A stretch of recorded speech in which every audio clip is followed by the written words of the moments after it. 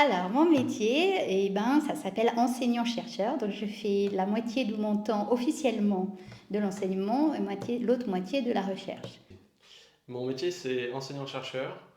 Je suis actuellement sur une chaire de professeur junior avec Polytech Annecy. Donc en gros, ça consiste à essayer de rendre les étudiants un peu moins bêtes à mon contact. Dans les faits, voilà, l'enseignement prend beaucoup plus de place que la recherche. Mais bon, voilà, on cherche à faire le maximum et on a aussi une partie administration qui n'est pas négligeable non plus. Un de mes collègues m'a dit on a 4 métiers, l'enseignement, la recherche, le travail à côté, administratif et pas seulement, d'organisation, disons. La valorisation, je pourrais en rajouter les ressources humaines parce qu'on est souvent en interaction avec les étudiants. Voilà. Et qu'on a réglé des problèmes qui ne sont pas directement des problèmes d'enseignement. Enseigner, c'est interagir et transmettre aux plus jeunes qui commencent tout juste leur parcours intellectuel.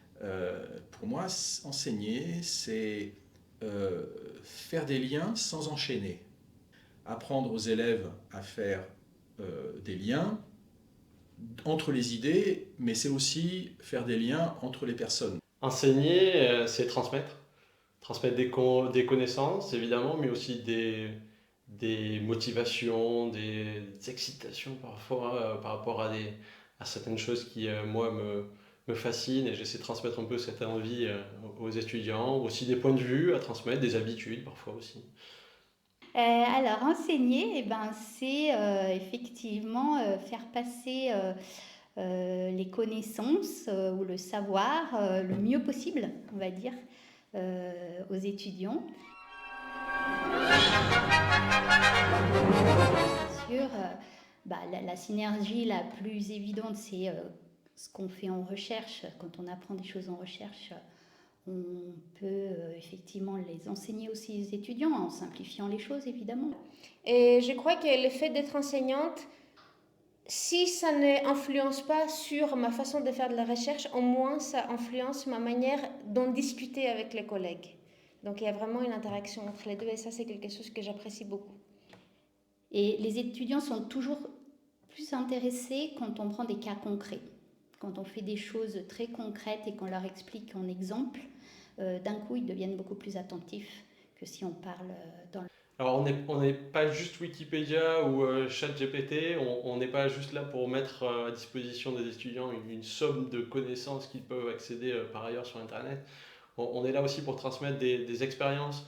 Donc le savoir qu'on essaie de leur transmettre, on leur transmet toujours accompagné de vécu ou d'habitudes ou d'opinions sur certaines choses. Donc c'est ça qui renforce le métier d'enseignant, le fait d'être chercheur, ça le renforce de cette façon-là.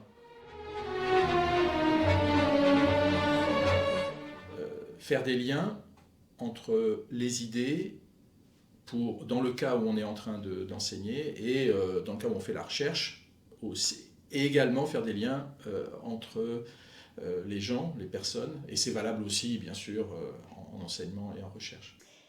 Qu'est-ce que j'aime J'aime le contact avec les étudiants, effectivement, avec les jeunes. Ça ne nous fait pas vieillir comme ça. J'aime le sourire d'un étudiant ou le regard d'un étudiant qui d'un coup comprend un truc qu'il a eu du mal à comprendre les 2 heures d'avant alors que c'était pourtant très simple. Il y a beaucoup de choses que j'aime dans mon métier. Déjà, j'aime beaucoup la recherche. J'aime échanger, interagir et puis travailler avec mes collègues au lab. Et j'aime beaucoup l'enseignement. J'aime interagir avec les étudiants. J'adore expliquer les choses. Et j'aime beaucoup amener un peu d'élan dans l'autre. Alors après, ce qu'on aime, ce que j'aime, c'est quand on est en train d'expliquer quelque chose et de personne à personne, c'est-à-dire avec un étudiant ou une étudiante, et que l'explication fait mouche et que l'étudiant, on voit dans son œil que ah oui, ça y est, j'ai pigé. Ça, c'est des moments extraordinaires, ça. Mais ça arrive aussi devant une classe où il y a 30 étudiants, 200 étudiants. Parfois, on sent que notre explication, ce qu'on a fait, le travail qu'on a fait en amont, fait mouche. Je pense que la recherche, elle avance mieux et plus vite, on va dire, si on arrive à se mettre autour d'une table, à discuter et faire avancer les choses. Et donc, c'est toujours la même idée, c'est le travail en groupe que j'apprécie.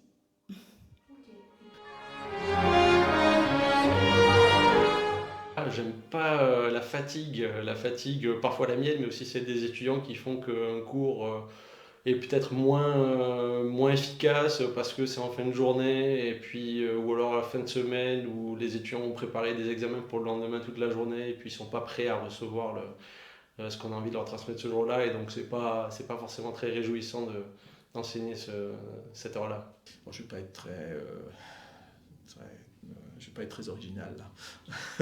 Ce que j'aime moins, comme beaucoup de profs, c'est corriger des copies.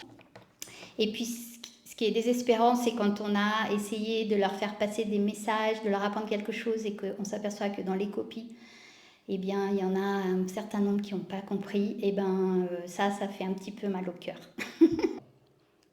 Ce que je n'aime pas, c'est que malgré l'idée très pertinente et fondamentale pour moi de combiner la recherche et l'enseignement, dans les faits, la charge est souvent beaucoup trop importante pour que ça nous laisse nous engager autant qu'on le voudrait à tous les deux. Et ça, souvent, ça crée une frustration qui peut être aussi source de stress au quotidien.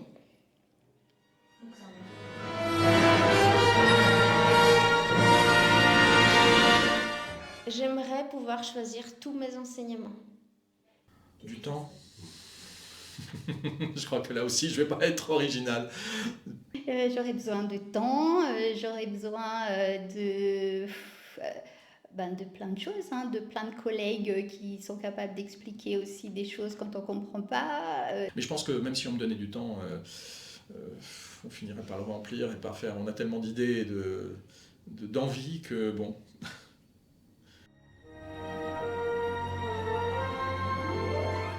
D'une sorte de plénitude. J'ai le sentiment, je pense, que c'est ce qu'il fallait que je fasse. Que c'était vraiment, j'ai eu le sentiment qu'il y a eu une espèce de main géante qui m'a dit, toi tu seras là, tu seras bien, tu feras ton travail correctement. Qu'est-ce que ça m'apporte? J'ai l'impression de rester jeune, parce que je vois des jeunes autour de moi quand j'enseigne, et puis voilà, j'ai l'impression d'un coup d'avoir 20 ans de moins, parce que nous on leur transmet des choses pédagogiques, on va dire, ce pourquoi ils sont là, mais eux aussi nous transmettent une énergie, un regard sur la société qui n'est pas forcément celui qu'on a parce qu'on est un peu plus âgé.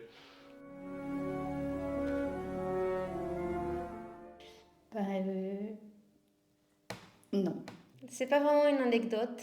J'aime beaucoup inviter mes étudiants dans nos événements de vulgarisation et de communication scientifique. Les gens viennent en général. C'était beaucoup plus facile avant 2019. On faisait aussi plus de choses. On faisait des soirées de communication où les étudiants aimaient venir, combiner leurs soirées avec les sciences. Et il y a assez longtemps, j'avais 2 étudiants qui étaient très, très enthousiastes, qui venaient à tout ce qu'on avait fait avec vraiment une passion.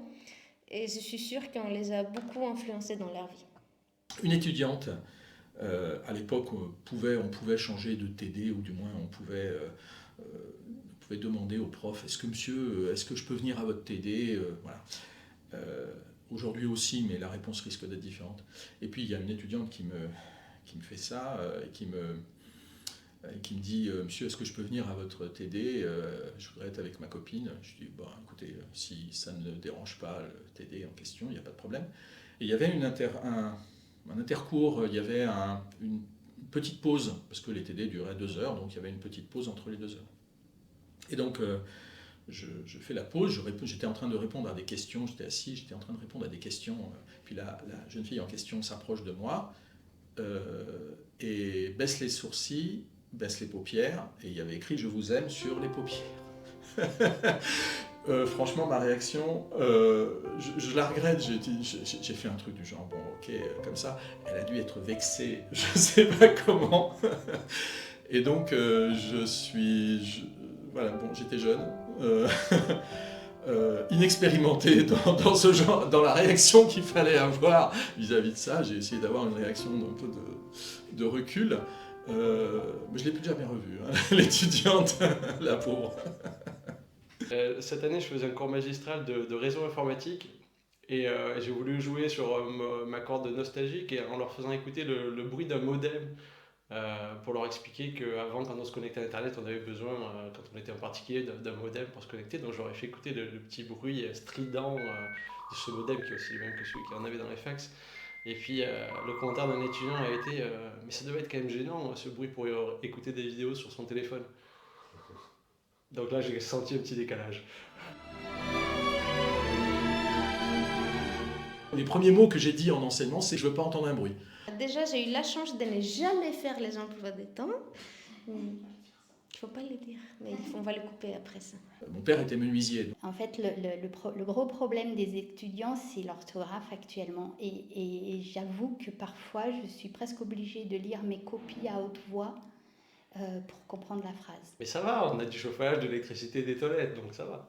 J'ai certains de mes étudiants qui sont devenus des amis, des étudiants d'il y a très longtemps, pas directement en première année, il ne faut pas exagérer.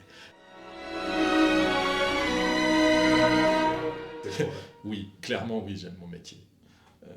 J'aime mon métier dans tous ses aspects. Je suis conscient que j'ai eu énormément de chance dans tout ce que j'ai, dans tout ce métier. Je pense que j'ai eu énormément de chance. Quand même, ça apporte une certaine satisfaction quand, au bout de 2 ans à la fin de l'IUT ou 3 ans à la fin du BUT, on a des étudiants qu'on a vu vraiment évoluer. Ils sont devenus réellement beaucoup plus matures en quelques années, en 2 ans, 3 ans.